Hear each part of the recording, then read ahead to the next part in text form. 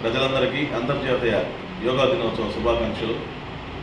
ఈరోజు బుచ్చిరెడ్డిపాలెం మండల భారతీయ జనతా పార్టీ కార్యాలయంలో మండల అధ్యక్షులు గండి రవినారాయణ గారి ఆధ్వర్యంలో యోగా గురు జడపల్లి పద్మమ్మ గారి పర్యవేక్షణలో 12 సూర్య నమస్కారాలు, అదేవిధంగా అనేక ఆసనాలు కూడా ఈరోజు వేయడం జరిగింది. ఏదైతే నరేంద్ర మోదీ గారు 2014లో భారత ప్రధానమంత్రిగా ప్రమాణ స్వీకారం చేసిన తర్వాత 2014 సెప్టెంబర్ 27వ తేదీన ఐక్యరాజ్య సమితిలో సర్వసభ సమావేశంలో ఈ ప్రతిపాదన తీసుకురావడం జరిగింది.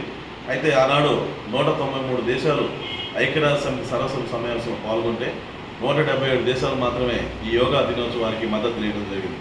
అయితే ఆ తర్వాత అనేక సమీక్షలు, చర్చల తర్వాత 2014 డిసెంబర్ 11వ తేదీన ప్రపంచవ్యాప్తంగా కూడా అంతర్జాతీయ యోగా దినోత్సవాన్ని జరపాలని చెప్పి ఐక్యరాజ్య సమితి తీర్మానం చేయడం జరిగింది. అదేవిధంగా 2015 జూన్ 21వ తారీఖున మొదటిసారిగా అంతర్జాతీయ యోగా దినోత్సవాన్ని జరుపుకోవడం జరిగింది. ఆనాటి నుండి ఈ రోజు వరకు కూడా నిర్విరామంగా ప్రపంచం అంతా కూడా ఈ యోగాన్ని చేయడం చాలా సంతోషకరమైన విషయం. ఈ ఐక్యరాజ్య సమితి ప్రపంచవ్యాప్తంగా కూడా ఈ యోగా ద్వారా ప్రపంచ శాంతి, ప్రపంచ మానవాళి ఆరోగ్యం, మానసిక ఉల్లాసం ఇవన్నీ కూడా యోగా ద్వారానే సాధ్యమవుతాయని చెప్పడం చాలా సంతోషకరమైన విషయం.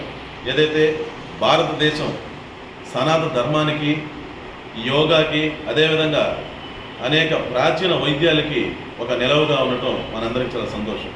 కాబట్టి భారతదేశాన్ని విశ్వగురువుగా నిలపడంలో నరేంద్ర మోదీ గారు ఒక పెద్దన్న పాత్ర పోషిస్తూ ఉన్నారు. అదేవిధంగా